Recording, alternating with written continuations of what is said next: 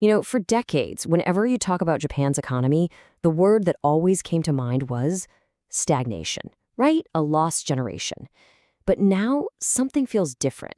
There's a new government, a totally radical new economic plan, and this feeling that maybe, just maybe, the sleeping giant is finally waking up. So let's get into it. Is this a real revival, or are we just looking at a temporary rally before another relapse? And really, that is the big question, isn't it? It's what everyone from Tokyo to Wall Street is asking. Are the fundamentals finally actually in place for real sustainable growth? We're going to look at both sides of this, the optimists' case, the pessimists' case, and all the crazy geopolitical stuff happening around it to try and figure that out. So where is all this buzz coming from? Well, it all kicks off with this huge policy shift. I mean, we're talking about something that has slammed the door on an entire era and put Japan back on the global economic map in a way we just haven't seen in a very, very long time. Okay, so you see this number, 0.75%, and you might think, so what? But trust me, this is monumental. In December 2025, the Bank of Japan jacked up its policy rate to this level for the first time since 1995. This move officially ended the country's long and frankly pretty weird experiment with negative interest rates. That whole policy designed to fight deflation by basically making it painful to just hoard cash, hoping you'd spend or invest it instead. So yeah, this isn't some tiny little technical tweak. It's a massive, bold statement that Japan is ready for a whole new economic chapter. So who's steering the ship here? Well, it's all about new political leadership. We've got Prime Minister Sanae Takaichi's administration coming in with this incredibly ambitious agenda, and they've even given it a name, Sanaeconomics. And make no mistake, this is a very deliberate break from the Abenomics of the past. The goal here is a much more direct shakeup of the old system to hopefully inject some of that dynamism Japan's been missing.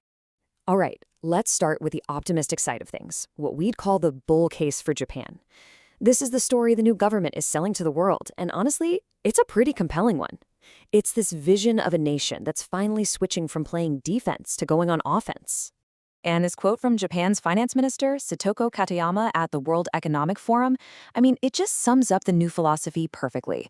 It's all about moving away from that old mindset of just trying to survive deflation by cutting costs, cutting costs, cutting costs. No. The new goal is to actively go out and chase growth with big, bold, strategic investments. So how exactly are they planning to pull this off? Well, Sanaeconomics is basically built on three big pillars. First up, strategic investment. We're talking about funneling a ton of money, both public and private, into hot areas like AI and semiconductors. Second, making their supply chain stronger. The idea is to make Japan's economy way more resilient to all the shocks from around the world. And third, and this one is absolutely crucial, lifting people's incomes. If they can get wages up, the hope is that consumers will start spending again, and that'll kick off this awesome, self-sustaining cycle of growth. Now, right at the very heart of this whole strategy is the AI supercycle. See, Japan isn't just sitting back and reacting to the AI revolution. Nope, they are grabbing it with both hands, seeing it as a once-in-a-generation shot. They plan to leverage what they're already great at, robotics, advanced manufacturing, and use that to become a huge player in the global AI game. They might even be able to use automation to tackle some of those big economic headaches caused by their aging population.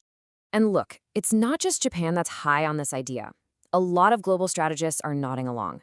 As Mislav Matejka from JP Morgan points out, the AI boom is really just getting started. Think about it. If we're only in year 2 or 3 of what could be a 10-year cycle, or even longer, then Japan's massive bet on AI could really, really pay off. Okay, so that's the sunny, optimistic vision. But, well, history is littered with false dawns, right? So now we have to flip the coin and look at the other side. The bear case. And this one is all about the deep, deep-seated challenges that have been holding Japan back for decades. And this really gets to the heart of it. Can a new government, with a new plan, really be enough to overcome the massive structural problems that have been building up for an entire generation?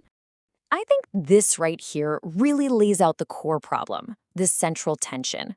On one side, you've got all this ambition, right? AI leadership, big investments, a buzzing economy. But then you look at the other side, and you see the grim reality. We're talking about the highest public debt in the developed world, a population that's actually shrinking, and the absolutely crushing cost of just paying the interest on all that debt. That's what economists call the debt service burden, and it's a huge weight. And it's not just about the numbers on a spreadsheet. there are cultural hurdles too. At that same World Economic Forum panel, a business leader named Mazen Darwaza was really frank about it.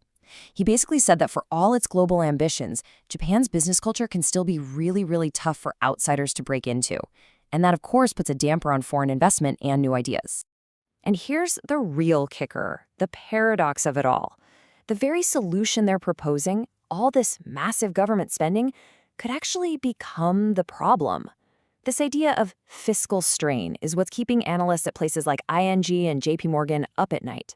They're worried that this big spending plan, while it's meant to spark growth, could just end up making Japan's monster debt problem even worse, and that could lead to serious instability down the road. Of course, we have to remember that none of this is happening in a bubble. Japan's big pivot is taking place in a world that feels more polarized and unpredictable than ever, and that just adds another huge layer of complexity to this whole comeback story. And listen, it's not just outsiders who are biting their nails over this. The Japanese government itself knows exactly what the dangers are. A 2025 report from their own cabinet office points directly to the risks coming from a shaky global economy. So they're going into this with their eyes wide open. They know what challenges are out there. And here's a perfect example of one of those risks in action. Just look at how U.S. tariffs have hammered key Japanese exports, things like cars and car parts. It puts them in such a tricky spot, right? When your number one security ally is also the one causing you economic headaches. I mean, this just perfectly captures the geopolitical tightrope Japan is walking. It absolutely needs the US for its security, but it's getting hit with trade pressure from them. It needs China for trade, but there's all this political friction. It's a constant balancing act. And that's exactly why its stability really depends on navigating all this stuff through alliances like the G7 and security partnerships like the Quad with the US, India, and Australia. So, after looking at all the bright optimism and all the heavy headwinds, where does that leave us? What's the final verdict on Japan's great pivot? Well, the bottom line is this is a monumental experiment. It's just not a simple story with a clear hero and villain or an easy success or failure. I think the analysts at JP Morgan put it best when they said, Japan is a place where risk and resilience coexist. It's a massive, high-stakes gamble on the future. Really, it all boils down to a few key battlegrounds. Can the incredible promise of the AI supercycle overcome the massive drag of all that government debt?